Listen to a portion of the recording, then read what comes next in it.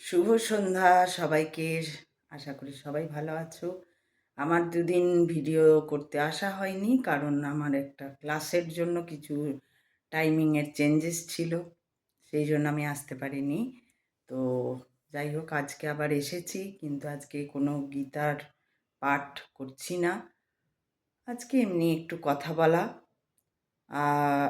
তোমরা সবাই জানো 7 নভেম্বর থেকে 16 নভেম্বর হিন্দু হিন্দু রাষ্ট্র ঘোষণার জন্য যে পদযাত্রা শুরু করেছেন ধীরেন্দ্র শাস্ত্রী, সেটা চলছে।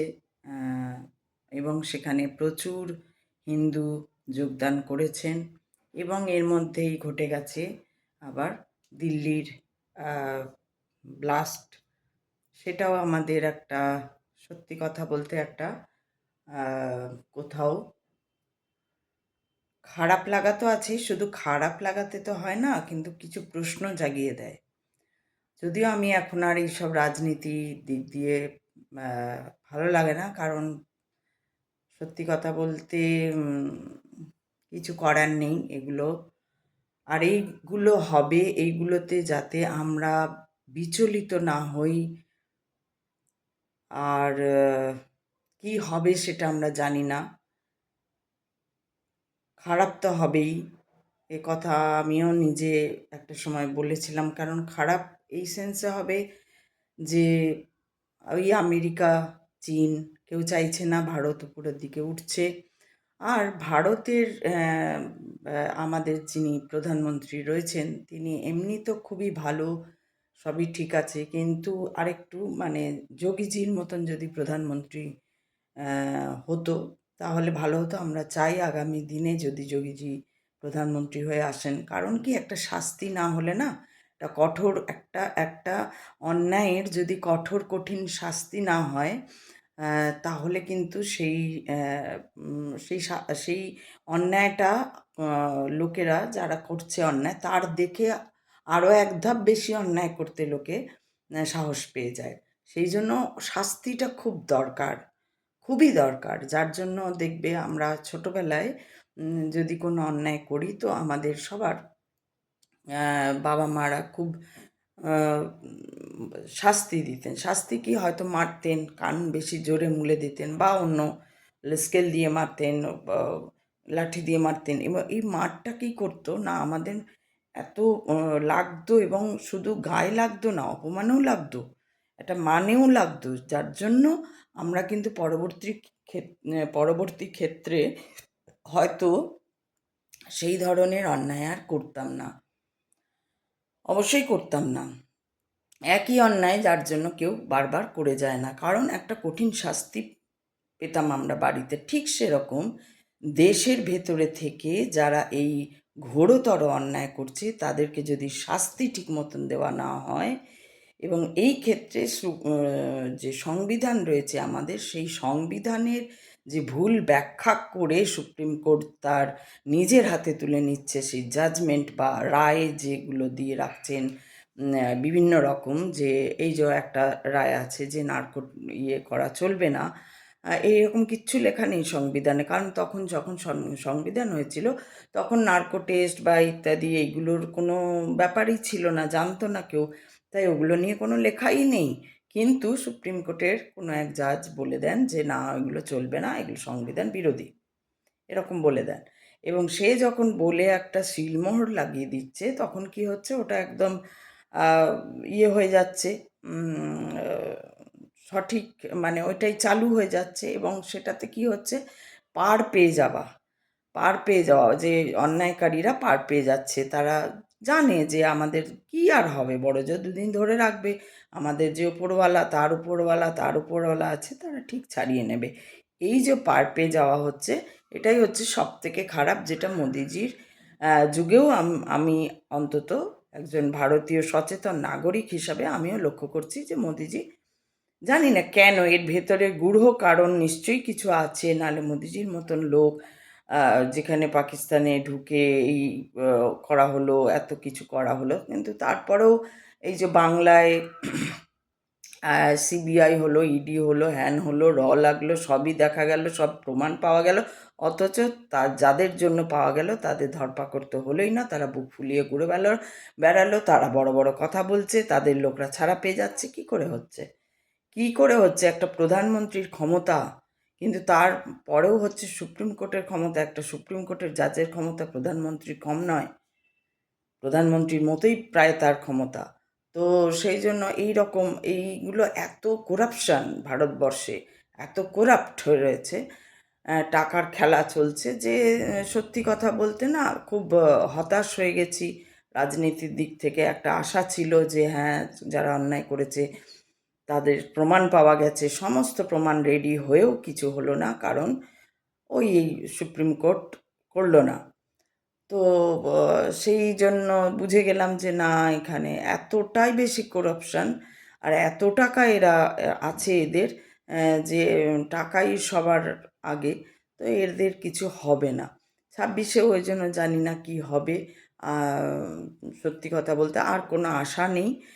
সেই জন্যই এই পথে আসা, যার সমস্ত আশা যখন চলে গেছে, আর কোনো যখন আশা নেই যে হ্যাঁ একটা দেশ বলে গর্ব করব, একটা সেই দেশের নাগরিক বলে গর্ব করব, একটা ওই দুটো মূর্তি হয়ে গেল, দুটো বুলেট ট্রেন হলে, এগুলো তো সব না। এই যে ঘটনাগুলো ঘটছে, হ্যাঁ আজকে ররা বলছে, না মানে অন্যান্য অনেকেই বলছে যে ছিল, কি বলে, ওয়াকিবহাল ছিল বললেই ওইটুকুনির মধ্যে দিয়ে হয়েছে, নাহলে আরও হতো বা ইত্যাদি ইত্যাদি। এগুলো আমার কাছে এগুলো যুক্তিহীন। আমার হচ্ছে শাস্তি কই? শাস্তি নেই তো। যাই হয়ে যাক, শাস্তি যদি না থাকে তাহলে আবার হবে। আবার 5 বছর পর বা 4 বছর পর আবার হবে, বা 2 বছর পর যখনই হোক আবার। এই তো সবে তো এই কাশ্মীরের ব্যাপারটা ঘটলো, তারপরে আবার ঘটলো। তো কদিন আগে কাশ্মীরের ব্যাপারটা ঘটেছে, 1 বছর বড়জোর বোধহয় 1 বছর হয়েছে। তো সেইখানে আবার এটা ঘটলো, তো বছর বছর ঘটেই যাবে যদি শাস্তি না হয়। তো শাস্তিটা মাস্ট, যেটা উত্তরপ্রদেশে যোগীজি শুরু করেছেন। সেই রকমই ভারতবর্ষের যদি প্রধানমন্ত্রী এইভাবে শুরু করেন, তাহলে একটা, কারণ প্রধানমন্ত্রী ছাড়া তো এই রকম শাস্তি কেউ দিতে পারবে না। মুখ্যমন্ত্রীরা দিতে পারেন নিশ্চয়ই, তাহলে তার জন্য যোগীজি করছেন। তো এরকম সব মুখ্যমন্ত্রী সমান নয়, ওনার মতন মুখ্যমন্ত্রী নেই, উনি একজনই রয়েছেন। এবার আরও স্ট্রিক্ট কিছু রুলস আনতে হবে। এই এসআইআর দিয়েও আমার মনে হয় না কিছু হবে। আমি এসআইআর বিরোধিতা করবার পক্ষে মোটেই নই, আর বিরোধিতা করবেই বা কেন, কিন্তু এটা দিয়ে কিছু হবে না। এটা সেই কি বলবো, এটা এটা আমার কাছে একটা আইওয়াস, আর কিচ্ছু না। কারণ এটা যদি খুব ভেতরে যাওয়া যায়, তাহলে দেখা যাবে যে অনেক ভারতীয় এরকম আছে, ওই 2002-এ যেটা শুনছি, অনেক এরকম আছে যারা কি বলবো যে নেই তাদের কাছে সঠিক প্রমাণ, কিন্তু তারা যে নয় তা নয়, তারা ওখানকারই, কিন্তু সঠিক প্রমাণ কোনোভাবে নেই হয়তো তাদের কাছে। এরকম আছে, নিশ্চয়ই এরকম লোক আছে যারা সাধু হয়ে গেছে। তারা কি করবে তাহলে? তাদের কাছে তো প্রমাণপত্র নেই, তারা বাড়ি থেকে কবে বেরিয়ে গেছে, কি হয়েছে। বা যারা অন্যান্য আরও ক্ষেত্র থেকেই আমি ধরলাম, বা সাধারণ জনগণের কাছে, বা অনেক গরিবদের কাছে, তাদের কাগজপত্র কোথায় গেবে? জন্মই হয়তো ঘরেই হয়ে গেছে, এরকম গরিব আর কি যারা, তারা তো হসপিটালে গিয়ে জন্ম, এরকম হয় যে সবার কি হয়? এত এত 140 কোটি, সবার কি আর ঘরেই জন্ম হচ্ছে? কখন ট্রেনে হয়ে যায় আমরা শুনি, কখনো এই হয়ে যায়, কখনো সেই হয়ে যায়। তা ট্রেনের টাইমিং অমুক তসুক করে সার্টিফিকেটটা কখন হচ্ছে বা কীভাবে? এরকম বহু কিছু ঘোটালা আছে, যেগুলো এসআইআর করলে, আমার মনে হয় না এসআইআরটা মানে সঠিক। এসআইআরটা সঠিক সেই লোকগুলোকে বার করবে। আমাদের এই যে পুরো চারদিকে আমি দেখি কলকাতায় এখন, যদি সত্যি করে কলকাতায় মানে সার্ভে করা যায়, আগে তো সার্ভে করতে হবে, সার্ভে করা একদম ঘর টু ঘর, ডোর টু ডোর গিয়ে সার্ভে যদি করে, এবং তার ডিটেল নিলে তারপর কার আছে কি নেই। কাগজ সবসময় সঠিকতা, এই যে যারা ফার্স্ট হয়, তারা যারা খুব ধরো মুখস্থ বিদ্যা বা চিরকুটে লিখে নিয়ে গেছে, তারা অনেক নাম্বার পেয়ে গেছে। তারপর কি সেই যে কিছু সে যখন বেরিয়ে এসছে, কোথাও কিছু একটা হয়েছে, ভালো কলেজে ভর্তি হয়েছে, আলটিমেটলি সে কী করতে পেরেছে ওইভাবে করে করে? তো ওইরকম ব্যাপার আর কি, যে চিরকুটে লেখা। এই জন্যেই বললাম যে যারা 2 নম্বরি করে সার্টিফিকেট করে নিয়েছে, এই হয়তো বোঝা যাবে না 2 নম্বরি করে সার্টিফিকেট, তারা বলে দেবে ইয়ে করে দেবে। এটা কোনো, আমার কাছে এটা এসআইআর করলেই যে একবারে বেরিয়ে যাবে আসল, এটা নয়। এটা আমার কাছে একদমই মানে আইওয়াস ছাড়া আর কিছুই না। একদম ধরো এনকাউন্টার করো যে ঢুকেছে, আর ঢোকার জায়গাটা যে ঢুকছে, এখনো ঢুকতে পারছে কি করে, ভেতরেরগুলো আগে আগে ভারতের ভেতরে যারা গদ্দার তাদেরকে সাফ করতে হবে। এই যে উনি একজন কে বলছিলেন, কি উপাধ্যায় যেন, অশ্বিনী উপাধ্যায় না কি নামটা ভুলে গেলাম, তা উনি বলছিলেন যে ওই যে ইউনিভার্সিটিটা, যে ইউনিভার্সিটি থেকে ডাক্তারদের ধরা হয়েছে হায়দ্রাবাদে, বলা যায় না পুরো ইউনিভার্সিটিটাতেই হয়তো এরকম কিছু ট্রেনিং দেওয়া হয়, হতেও পারে। এই রকম আমার এই হায়দ্রাবাদ তো ছাড়ো, পশ্চিমবঙ্গে যদি খোঁজা যায়, কজন যে পশ্চিমবঙ্গীয় বেরোবে আর কজন যে বাইরে, এই যে 10 লক্ষ না কত লক্ষ বলা হয় না আমাদের, সরি 10 কোটি, 10 লক্ষ বলছি, 10 কোটি বলা হয় যে পশ্চিমবঙ্গের জনসংখ্যা। এই যদি সত্যি করে সার্ভে করা যায় পশ্চিমবঙ্গকে প্রধানমন্ত্রী এত ভয় পাচ্ছে কেন? এটা আমার প্রধান এবং প্রথম প্রশ্ন। কেন ভয় পাচ্ছে, কেন ধরলো না, কেন শাস্তি তো দূরে, যারা পেয়েছিল আইওয়াস করার জন্য, যাদের জেলে ভরা সব কটা ছাড়া পেয়ে গেল, কেন? চাকরির প্রার্থীরা ওরমই বসে থাকলো, ওরকমই হয়ে গেল, যে কি কাজ সেই, কিচ্ছু হলো না। এটা কেন হলো? আর কেন বাগেশ্বর বাবা এসেও থাকলো? কি এখানে এখানে রহস্যটা কি? কি ঘটলো, কি কথা হলো, কেন করতে দেওয়া হলো না? এর কিন্তু কোনো আর ডিটেলিং নেই। কেন? বাগেশ্বর বাবু কিন্তু ধীরেন্দ্র শাস্ত্রীও কিন্তু বললো না, ডিটেলিং বললো না যে কেন আমি গেছিলাম বা কিছু। বললো যে জায়গাটা ছিল জল জমে গেছে, তারপরে ওই হয়ে গেছে, তারপরে মানে করতে দেওয়া হবে না বা এইটা কেন? কার ভয়? আর ওরাই বা এত এত বড় একজন মানে ঐশ্বরীকে, সেও ভয় কেন ভয় পাচ্ছে? এগুলো সোজা কথা বোঝা যাচ্ছে। ধীরেন্দ্র শাস্ত্রীও ভয় পাচ্ছে, প্রধানমন্ত্রীও ভয় পাচ্ছে, পশ্চিমবঙ্গকে ভয় পাচ্ছে। তাহলে পশ্চিমবঙ্গের রহস্যটা কোথায়? কী রহস্য আছে পশ্চিমবঙ্গে? আন্ডারওয়ার্ল্ডের আন্ডারে চলে গেছে কি পশ্চিমবঙ্গ, যার জন্য এদের মতো লোকরাও অজিত ডোভালও ভয় পাচ্ছে পশ্চিমবঙ্গকে? সেই জন্য পশ্চিমবঙ্গ নিয়ে সত্যি কথা বলতে খুবই একটা চিন্তার ব্যাপার। পশ্চিমবঙ্গে কি হবে কিছু জানা নেই। আর যার জন্য ওই দিক থেকে, পুরো দিকটা থেকে সরিয়ে একদম ঈশ্বরে সঁপে দেওয়া, যা করবার তুমি করো, তুমি দেখো, তুমি সব তোমার হাতে, তুমি ছাড়া তো কিছু নেই, তাই তুমি দেখো, তোমার নাম করেই যাই, যদি যেতেই হয়, যদি কেউ কারণ সত্যি যদি মমতা ব্যানার্জি চলে গিয়ে যদি ববি হাকিমও আসে, তো আরও ডেঞ্জারাস হয়ে যাবে। মানে কি হবে কিছুই বলা যাচ্ছে না। পশ্চিমবঙ্গের এমনি তো যেহেতু রেনেসাঁ ছিল একটা সময়, তাই অবধারিত এখন পতন, আর এখন পতনই দেখা যাবে, কোনো উন্নতি নেই পশ্চিমবঙ্গে, সেটা তো দেখতেই পাচ্ছি।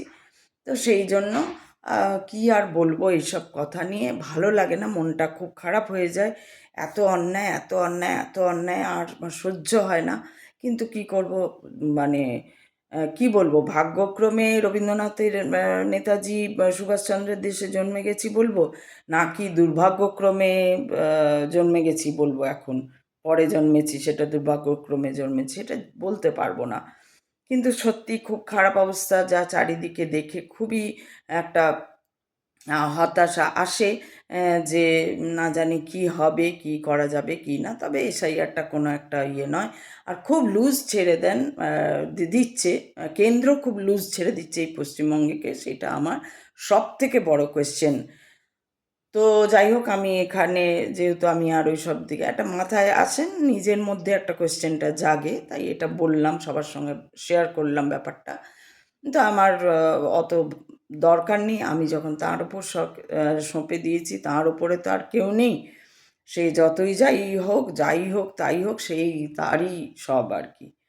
এই যে পতন হচ্ছে সেটাও তার, আবার উত্থান হবে সেটাও তার, উত্থান হয়েছিল সেটাও তার, আবার তার আগে নিচে ছিল সেটাও তার, সবই তার ইচ্ছায় হয়, তার ইচ্ছায় সবই হয়। তাই জন্য আগে সব থেকে বড় হচ্ছে কৃষ্ণতে সঁপে দাও মন, বা মহাদেবে সঁপে দাও মন। ব্যাস, সঁপে দাও মানে মন শুধু না, মন তন মন ধন সব সঁপে দাও তার ইয়েতে। বা সে যেরকম করবে, আর সেটা যদি একবার সঁপে দেওয়া যায় তাহলে অন্তত এই সব চিন্তা থেকে একটু দূরে থাকা যাবে, এই সব হতাশা থেকে একটু দূরে থাকা যাবে। দেখবো শুনবো সবই করব, কিন্তু আর যেন হতাশ না হই, আর যেন কোনো রকমভাবে সেইটার থেকে খারাপ লাগা না থাকে। জানবো যে হ্যাঁ, এটা হওয়ার, এটা হচ্ছেই, এইটুকুই। তো সেই জন্য আমার যেটা যে আমি এই জন্যই আরও মানুষকে বোঝাতে চাই, বলতে চাই যে এইসবের মধ্যে যারাই দেখছো শুনছো, ভীষণভাবে সতর্ক থাকতে হবে সবাইকে, এবং ঈশ্বরে সঁপে দেওয়া মন, ঈশ্বর ছাড়া আর বাঁচাবার কেউ নেই। বিশেষ করে যারা পশ্চিমবঙ্গে রয়েছে তাদের কথাই আমি বলবো। যারা বাইরে রয়েছে, বাইরে থাকে, তাদের কথা আলাদা, তাদের কথা কেন, তাদের পশ্চিমবঙ্গ ছাড়া ভারতবর্ষের মধ্যে এখন সবথেকে খারাপ অবস্থায় রয়েছে পশ্চিমবঙ্গ, সবথেকে খারাপ অবস্থায়, মানে সেই একদম সেই যে কোনো মুহূর্তে এদিক ওদিক হয়ে যাবে আর কি, এরকম একটা অবস্থায় রয়েছে। 26-এর পর কিছুটা বুঝতে পারবো, খারাপ অবস্থা থাকবে, কিন্তু আদৌ কি এটা বাংলাদেশ হয়ে যাবে, না মানে পুরোটা বাংলাদেশের আন্ডারে নিয়ে ওই রকমভাবে হয়ে যাবে, নাকি হবে না, সেইটা বুঝতে পারছি না। আর সেটা মানে যেটাই হোক, ওটা হলেও মারধর, মারদাঙ্গা, হ্যান-ত্যান এসব হবে। আবার এদিকে যদি হেরে যায় তাহলেও মারদাঙ্গা, হ্যান-ত্যান এসব হবে, দুটোতেই খারাপ হবে। আর দুটোতে আগামী দিনেও খুব যে একটা ভালো হবে তাও নয়। বড়জোর যদি জিতে যায় অন্য কোনো দল, তাহলে হয়তো বড়জোর 1-1.5 বছর একটু একটু আর কি ওই রান রেট কমে যাওয়ার মতন অবস্থা, থমকে যাবে একটু। তারপর অ্যাজ ইট ইজ চলবে, কারণ ওরাই তো সব যোগ দেবে। যেটা ইয়ের সময়, আগের সময় হয়েছিল, আগের লোকরাই এই দলে যোগ দিয়েছিল, এই দলের লোকরাই পরের দলে যোগ দেবে, যেই দলই আসুক। তো সেটাও হতে পারে যে ইচ্ছা করে হেরে গেল, জিতে গেল, দিয়ে ওদের লোকরাই থাকলো, একই জিনিস চলতে থাকলো, এটাও হতে পারে। তো সেই জন্য এইসব দেখেই আমি এইসব সমস্ত ব্যাপার-স্যাপার থেকে সরে এসেছি। কিন্তু ওই যে একটা বললাম না যে মানুষ হিসাবে, নৈতিক একটা সচেতন মানুষ হিসাবে সত্যিই খুব খারাপ লাগে যে এরকম, মানে যে দেশে রয়েছি, যে রাজ্যে রয়েছি, সে দেশ এত ভীতু যে একটা তার রাজ্যকে সামলাতে পারছে না। অন্যান্য রাজ্যগুলো কিন্তু সামলে যাচ্ছে, কিন্তু এই পশ্চিমবঙ্গ রাজ্যকে কেন্দ্র সামলাতে পারছে না। এটা খুব পরিষ্কার একদম। যতই যাই বলুক, এটা খুব পরিষ্কার। কাশ্মীরকে পর্যন্ত সামলিয়ে নেওয়া গেল, সেই অর্থে বলতে গেলে কাশ্মীরকে মোটামুটি সামলে নেওয়া গেল, 370 ধারা উঠে গেল, এই হয়ে গেল। কিন্তু এইখানে পশ্চিমবঙ্গকে কিছুতেই ভয় পাচ্ছে, এটা বোঝা যাচ্ছে। প্রধানমন্ত্রী বা অন্য যে কোনো, অজিত ডোভালও যদি ভয় পায় তাহলে তার থেকে বড় আর কি বলতে পারি। তো অজিত ডোভালও ভয় পাচ্ছে বলে আমার মনে হচ্ছে, এটা ব্যক্তিগতভাবে আমি যতটা বুঝি, যতটা দেখি, যতটা আমার বোঝার ক্ষমতা সামান্য, হতে পারে আমি ভুল, কিন্তু আমার মনে হচ্ছে যে এরা ভয় পাচ্ছে, যার জন্য কেউ ধরা তো পড়া দূরের কথা, যারা ধরা পড়েছিল যদি বা কেউ, তারও ছাড়া পেয়ে গেল। আর অন্যায় তার মানে আরও বাড়বে, অন্যায় স্বাভাবিক না, স্বাভাবিক। দেখবে আমি খুব একটা এই এই ক্ষেত্রে একটা উদাহরণ দিচ্ছি। দেখবে তুমি, ধরো তোমার দোকানে একটা জিনিস পছন্দ, একটা ব্যাগ পছন্দ হয়েছে। ব্যাগটার দামটা এবার তোমার মনে হচ্ছে ও যদি 50 টাকা কমায় তাহলে ভালো হয়, দামটা অতটাও ঠিক তোমার পোষাচ্ছে না ওই দামে। ধরো 800 টাকা ব্যাগটার দাম বলছে, তুমি ভাবছো না এটা যদি মোটামুটি 450 টাকা বা 500 টাকা বা 600 টাকাতেও দেয়, ঠিক আছে, 800 টাকাটা একটু বেশিই হয়ে যাচ্ছে ব্যাগটার তুলনায়। এবার তুমি দিল না তোমাকে, তুমিও চলে গেলে। পরে ধরো ঘুরে তোমার ব্যাগটার খুবই ইচ্ছা হয়ে গেছে, তুমি যদি ঘুরে ব্যাগটা নিতে আসো, দেখবে তোমাকে তখন একটা যিনি বিক্রি করছেন তার একটা আলাদাই রেলা দেখাবে, যে আলাদাই একটা ইয়ে দেখাবে যে হ্যাঁ সেই তো আসতে হলো আমাদের, মুখে বলবেন না কিন্তু একটা অ্যাটিটিউডে একটা তার ওই ওই ব্যাপারটা থাকবে, যে সেই তো আসতে হলো দোকানে। হ্যাঁ, তখন আর শুনবেই না যেন তোমার কথা, যে হ্যাঁ দাদা ওই ব্যাগটাই নেবো বলছে না, হ্যাঁ ও সেই, মানে অদ্ভুত একটা অ্যাটিটিউড নিয়ে কথা বলবে। ঠিক এরকম যদি ঘুরে আসে তো এই অ্যাটিটিউডটাই আমরা দেখতে পাবো। তো মারাত্মক একটা ব্যাপার ঘটবে সেটার জন্য। হ্যাঁ, কিছু আমি তো ওইভাবে চিন্তা করি না যদিও, কারণ উম, চিন্তা করে কিছু হবে না বলে চিন্তা করি না, ভয় পাই না ওইভাবে, যা হবার হবে দেখব। কিন্তু খারাপ লাগে, প্রচণ্ড খারাপ লাগে যে এত অন্যায়, যেখানে একটা মিথ্যে কথা বলতে আমাদের মানে আমরা পারি না মিথ্যে কথা বলতে ওইভাবে, যে শাট করে একটা মিথ্যে ঘরেই কোনো মিথ্যে কথা বলতে পারি না, যে একটু ওকে এই কথাটা বলবো না বা এটা লুকিয়ে যাব, এটাই পারি না। ঘরে বাইরে যেখানেই ওকে এটা বলতে পারি না, যেখানে হয়তো কিছু মিথ্যে কথা বললে হয়তো ঝামেলা হবে না বা কিছু হবে না, বা চুপ করে থাকা, মিথ্যে কথা না বলেও যদি চুপ করে থাকি, যেমন আমি তোমাদের বলেছিলাম যে এখানে যে পুজো আচ্চা বা অন্যান্য লোকজন নিয়ে আমি যে কথা বলি, অনেকেই পছন্দ করে না আমাকে এই ধরনের কথা বলে। আমি যদি না বলে চুপ করে থাকতাম, তাহলে লোকে খুব আর উল্টে হাই হ্যালো করতাম, তো ঠিকই থাকতো। সবাই যেমন মিলেমিশে রয়েছে, আমিও এরকম মিলেমিশে থাকতাম, কিন্তু আমি পারি না, সেটাও আমার দেখতে হবে। সেটা আমার একদম ঘরেও কাউকে ছাড়িনি। যদি বাবা মাকে মনে হয়েছে না এটা ভুল বলেছে, সেখানেও আঙুল তুলে বলেছি, এখানেও আঙুল তুলে বলি। আমার কাছে সবই সমান, বরাবরই, আজ বলে নয়, সবই সমান হয়ে গেছে, যে অন্যায়টা যেই করো। তো সেই জন্য, তো যাই হোক, এইটা একটা ব্যাপার, খারাপ লাগা একটা আছে। এত এই যে ঘটনাগুলো ঘটে, প্রচণ্ড তখন খারাপ লাগে, রাগ ধরে, কিন্তু কিছু করার নেই, কিচ্ছু করার নেই। মানে হাত পা বাঁধা, একদম একমাত্র ঈশ্বর ভরসা, যে তুমি দেখো এত অন্যায় হয়, মানে যদি এটা ডুববারই আছে, তো এই অন্যায়ের মাঝে আমাকে ডুবিও না, আমাকে একটু সাইডে করে দাও, আমি ভালোর মাঝে ডুবতে চাই। আমি মরলে তোমার হাতে মরতে চাই, কিন্তু এই শব্দের হাতে মরতে চাই না, এইরকম ঘটনাটা আর কি। তো যাই হোক, এখন সবই তার ব্যাপার, সব সে দেখবেন। তো সেই জন্যই বারবার বলা যে ঈশ্বরমুখী হয়ে যাও, সবাই ঈশ্বরমুখী হও। আহ, অন্তত যারা পশ্চিমবঙ্গে তারা বিশেষ করে হনুমান চালিসা, কারণ সংকট চারিদিকে রয়েছে। হ্যাঁ, তো সংকট মোচন নাম হামারা আছে না, তো সেই ওই জন্যেই সংকট মোচন নে পড়া বা এগুলোকে এগুলোর কথা বলা হয়। সবাই বলছে, এবং আমারও মনে হয়েছে যে হ্যাঁ, একমাত্র এটাই রক্ষা করতে পারে আমাদেরকে। তো সেই জন্যেই বলা। তো হনুমান চালিসা আমি হয়তো কালকে আমি হনুমান চালিসা পাঠ করব। অ্যাকচুয়ালি আমি লাইভে পাঠ করতে চাই, কিন্তু লাইভটা আবার আমি হ্যান্ডেল করতে পারি না। এবার ছেলেরা হয়তো করে দেবে, কিন্তু জানি না কীভাবে হয় কি না। লাইভটা করতে পারলে তোমরাও আমার সঙ্গে হনুমান চালিসা পাঠ করতে পারতে, কারণ হিন্দু রাষ্ট্রের যে পদযাত্রা বেরিয়েছে সেইটার সমর্থনের জন্য একটা হনুমান চালিসা আমি পাঠ করে এই ইউটিউবে ছাড়বো। সেটা আমার ইচ্ছা আছে, এবং ইচ্ছা আছে যে এই সময় এই যে এটা করি, সেই সময় হনুমান চালিসা করে যদি লাইভে করতে পারি, তাহলে তোমরাও দেখবে, তোমরাও যদি করো আমার সঙ্গে করবে, এবং সেইখানে হ্যাঁ সেইটা আর কি ছাড়বো, ইয়েতে মানে পোস্ট করব আর কি, লাইভটা থাকবে আর কি। তো সেইটাই ইচ্ছা আছে কালকে করার, দেখা যাক কি হয়। তো কালকে হনুমান চালিসা আমি ইউটিউবে পাঠ করব, ওই পদযাত্রাকে সমর্থন জানানোর জন্য। হিন্দু রাষ্ট্র হোক, ঘোষণা হোক ভারত, আর সব সময় ভারতের ভালো চাইব।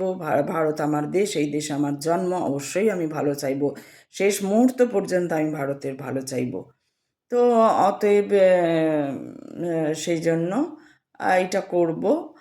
আর হচ্ছে যে ওই জন্য আজকে সেরকম কিছু আর নিয়ে বললাম না, এটাই থাকলো। কালকে আবার আসবো, কালকে এসে আবার আমি কালকে তো হনুমান চালিসাটা পাঠ করব, আর হনুমান চালিসা নিয়ে কথা বা অন্য অন্য হনুমানের ইয়ে নিয়ে বা এই ধরনের কথা বলবো।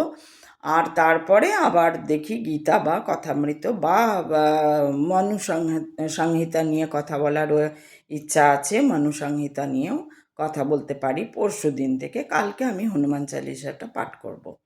ইউটিউবে ঠিক এরকমই এসে হনুমান চালিসা পাঠ করব, এবং এটা সবার মঙ্গলের জন্যই করা, যে যারা শোনে তাদেরও এটা ভালো হয়, এবং যারা করে তাদেরও এটা ভালো হয়, অন্য কিছু না। একটা এই যে একটা বিধ্বস্ত ঘটনাগুলো চলছে চারিদিকে, তার থেকে নিজেকে একটু শান্ত রাখা। শান্তি তো অন্য কোথাও খুঁজে পাওয়া যায় না, শান্তি আমাদের ভেতরেই আছে। তাই এইগুলো করলে আমরা একটু শান্তি পেতে পারি, সেই জন্যই এটা পাঠ করব। তাহলে আজকে আমি চললাম, সবাই ভালো থাকবে। হর হর মহাদেব, শিব শম্ভু।